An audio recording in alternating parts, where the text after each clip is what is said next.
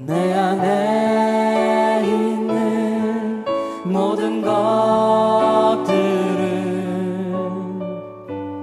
간절히 주님만 원합니다. 주님만 바라는 간절한 나의 마음 주님으로 채우소서. 내 안에 있는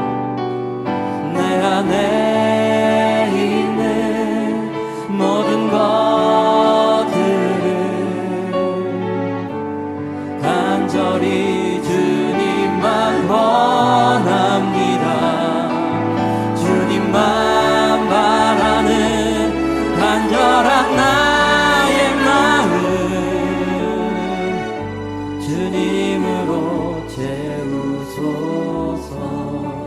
할렐루야. 오늘도 말씀과 기도로 하루를 여는 여러분을 사랑하고 축복합니다. 무엇을 하거나 살아가다 보면 나의 바라는 대로 되는 것이 있고 그렇지 않은 경우도 있지요. 가장 좋은 것은 내가 원하는 곳에서 내가 원하는 것을 하는 것이겠지요. 이런 삶의 여정 가운데 선택의 때가 다가옵니다. 때로는 누가 이 일을 맡을까 하는 제안이 오는 것이죠. 실제 여러 조직을 연구해 보면 책임이 있는 자리나 희생이 필요한 자리에는 지원자가 적다고 합니다. 그런데 문제는 누군가가 자원하여야 그 공동체가 돌아간다는 것이죠. 그런 의미에서 누군가가 자원한다는 것은 참 중요한 문제 같습니다. 신앙에 있어서도 마찬가지이죠. 때로는 힘이 많이 들고 희생이 필요한 자리도 있는 법입니다. 오늘 본문은 이스라엘 백성들에게 누가 이것을 맡을 것인가 하는 선택의 때에 대해서 다루고 있습니다. 함께 묵상 하나님 말씀은 느헤미야 11장 1절로 36절까지입니다. 말씀 듣고 묵상 나눔하겠습니다. 백성의 지도자들은 예루살렘에 거주하였고 그 남은 백성은 제비 뽑아 10분의 1은 거룩한 성 예루살렘에서 거주하게 하고 그 10분의 9는 다른 성읍에 거주하게 하였으며 예루살렘에 거주하기를 자원하는 모든 자를 위하여 백성들이 복을 빌었느니라. 이스라엘과 제사장들과 레위 사람들과 느디님 사람들과 솔로몬의 신하들의 자손은 유다 여러 성읍에서 각각 자기 성읍 자기 기업에 거주하였느니라.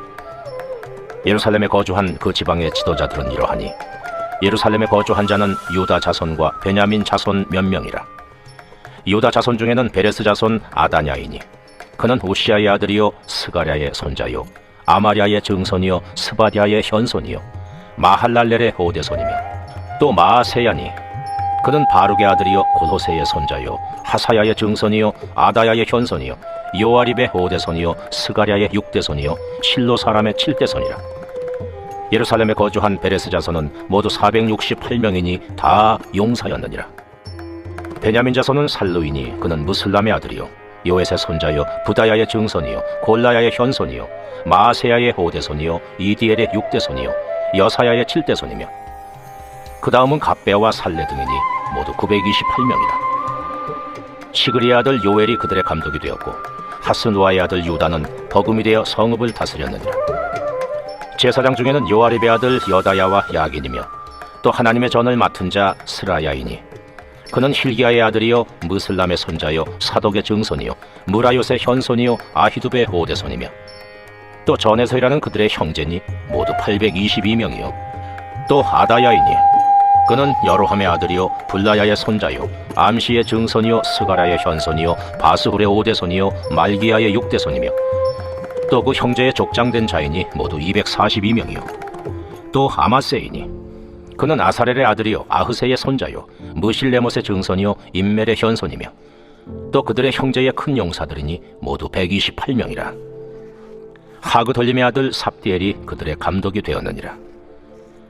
레위 사람 중에는 스마야이니 그는 하습의 아들이요 아스리감의 손자요 하사비아의 증손이요 분니의 현손이며 또 레위 사람의 족장 삽부대와 요사바시니 그들은 하나님의 전 바깥일을 맡았고 또 아삽의 증손 삽디의 손자 미가의 아들 마따냐이니 그는 기도할 때에 감사하는 말씀을 인도하는 자가 되었고 형제 중에 박부기아가 버금이 되었으며 또 여두둔의 증손 갈랄의 손자 삼무아의 아들 압다니 거룩한 성의 레위 사람은 모두 284명이었느니라. 성 문지기는 악굽과 달몬과 그 형제이니 모두 172명이며 그 나머지 이스라엘 백성과 제사장과 레위 사람은 유다 모든 성읍에 흩어져 각각 자기 기업에 살았고 느디님 사람은 오벨에 거주하니 시하와 기스바가 그들의 책임자가 되었느니라. 노래하는 자들인 아삽 자손 중 미가의 현손 마따냐의 증손 하사랴의 손자 바니의 아들 우시는 예루살렘에 거주하는 레위 사람의 감독이 되어 하나님의 전 일을 맡아 다스렸으니 이는 왕의 명령대로 노래하는 자들에게 날마다 할 일을 정해 주었기 때문이며 유다의 아들 세라의 자손 곧 무세사벨의 아들 부다히아는 왕의 수하에서 백성의 일을 다스렸느니라. 오늘 본문은 무너진 성벽을 재건한 뒤 예루살렘에 누가 살 것인가 하는 문제를 다루고 있습니다. 성벽은 세워졌지만 그 안에 거룩한 도성을 이루는 사람들의 삶과 헌신이 필요했던 것입니다. 이렇듯 오늘 본문은 하나님의 백성들이 어디에 서서 어떻게 살아갈 것인가 하는 중요한 장면을 담고 있습니다. 이스라엘 백성들 중에 어떤 사람들이 예루살렘에서 살게 되었을까요? 1절과 2절입니다. 백성의 지도자들은 예루살렘에 거주하였고 그 남은 백성은 제비 뽑아 10분의 1은 거룩한 성 예루살렘에서 거주하게 하고 그 10분의 9는 다른 성읍에 거주하게 하였으며 예루살렘에 거주하기를 자원하는 모든 자를 위하여 백성들이 복을 빌었느니라. 예루살렘에 사는 사람들은 10분의 1은 제비로 그리고 나머지 사람들 중 자원하는 자들이 예루살렘에서 살게 되었습니다. 그들은 축복을 받으며 그 자리에 섰지요. 이런 선택의 내용에 앞서 예루살렘의 상황에 대해서 알아야겠습니다. 예루살렘은 거룩한 도성이었지만 동시에 위험하고 척박한 지역이었습니다. 경제적으로 불리했고 주변의 적과 긴장 상태에 있었던 지역이죠. 그래서 백성의 대부분은 성 밖의 농촌 지역에 살기를 원하였습니다. 여기서 드러나는 한 가지 사실이 있죠. 하나님 나라의 헌신은 자원함에서 시작된다는 것입니다. 하나님 나라를 위해 이 자리에 서겠습니다라는 자원하는 결단 말입니다. 사랑하는 성도 여러분, 우리 삶에 하나님 나라를 위해 자원하여 행하는 것이 무엇이 있나요? 성경은 하나님을 위해 자원하는 심령이 얼마나 복된지에 대해서 말하고 있습니다. 바라기는 하나님을 위해 자원함으로 나아가는 복된 하나님의 자녀들 되길 간절히 소원합니다. 이렇게 예루살렘에 거주하게 된 사람들의 명단을 나열하죠. 그 중에는 어떤 사람들이 있었다고 성경은 말하고 있을까요? 6절입니다. 예루살렘에 거주한 베레스 자손은 모두 468명이니 다 용사였느니라. 예루살렘에 사는 이들의 명단은 단순한 명단처럼 보이지만 그 속에는 하나님이 보시는 평가가 담겨져 있습니다. 여기에 등장하는 사람들은 성의 중심을 지키고 예배를 준비하고 성전을 관리하고 도시를 안전하게 지키기 위해 헌신된 사람들이었습니다. 하나님은 이들 중에 용사가 있다고 말씀하십니다. 이들에 대한 평가가 전쟁터에서 칼을 들고 싸우는 자로서 쓰였는지는 모르겠습니다. 다만 그 이상의 의미가 있는 듯 합니다. 바로 하나님 나라를 지키기 위해 보이지 않는 자리를 지킨 사람들이라는 의미로 용사라는 단어를 사용한 듯 합니다. 요약하자면 용사는 단순한 용맹한 병사를 뜻하는 것이 아니라 하나님의 언약 공동체를 세우고 유지하며 지키기 위해 자기 삶을 헌신하는 책임 있는 자들의 표상으로 이해될 수 있습니다. 이들은 세상이 주목하지 않아도 하나님이 용사라고 부르는 사람들입니다. 사랑하는 성도 여러분, 우리는 하나님의 일을 맡아 감당하기 위해 헌신된 용사로 살아가길 소원하고 있나요? 하나님의 이 말씀은 오늘날 우리에게도 똑같이 적용됩니다. 가정을 지키는 부모, 교회를 섬기는 이름 없는 봉사자, 무너진 사람 곁을 일으켜 세우는 상담자, 옳은 일을 선택하기 위해 조용히 싸우는 사람 등을 용사라 부르십니다. 바라기는 하나님을 위해 하나님께서 맡기신 일을 잘 감당하기 위해 자신을 내어드리는 헌신자, 즉 용사로 쓰임받는 복된 하나님의 자녀들 되길 간절히 소원합니다.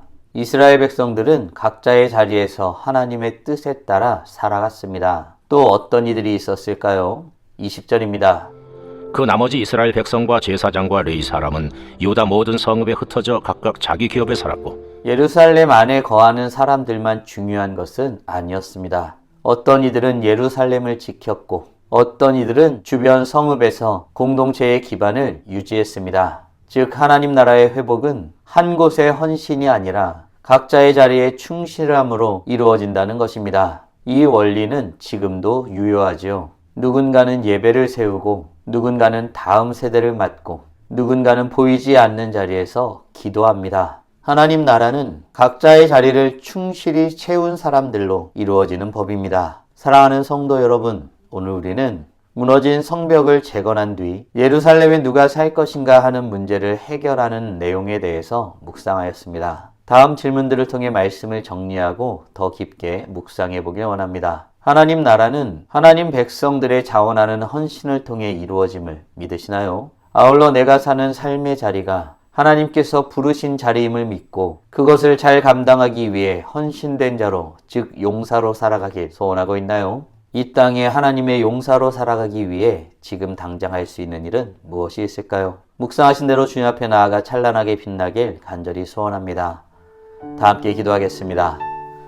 살아계신 하나님 감사합니다. 오늘도 우리에게 복된 날을 허락하여 주시고 하나님이 어떤 분이신지, 하나님의 뜻이 무엇인지, 우리가 어떤 존재이고 어떻게 살아야 하는지 말씀을 통해서 깨닫고 고백하게 하심에 감사드립니다. 척박하고 어려운 예루살렘 땅에 누가 살아갈 것인가를 결정하는 내용을 말씀을 통해서 확인하게 되었습니다. 무엇보다 인상적인 것은 자원함으로 그 자리에 남은 자들이 있었다는 것입니다. 하나님의 나라를 위해, 하나님의 영광을 위해 하나님께서 세우신 그 자리에 서겠다고 고백한 자들이 있었습니다. 아버지 하나님, 우리도 동일한 마음으로 고백합니다. 우리가 주님께서 보내신 자리에 헌신된 자로 살아가길 원하오니 우리를 사용하여 주시옵소서. 우리를 통해 하나님 나라를 이루어 주시옵소서. 우리에게 행하신 놀라운 일들을 고백하오니 그 고백을 통하여 주님 앞에 더욱더 영광 돌리는 삶을 살아가게 하여 주시고 주의 영광을 위해 더욱더 헌신하며 서는 우리 모두가 되게 하여 주시옵소서. 이로써 찬란하게 빛나는 우리 모두가 되게 하여 주시고 오늘도 주님과 함께 살고 이웃과 함께 살아 우리의 삶을 통하여 영광 돌리게 하여 주시옵소서. 이 모든 말씀 우리 주 예수 그리스도의 이름으로 기도드리옵나이다. 아멘.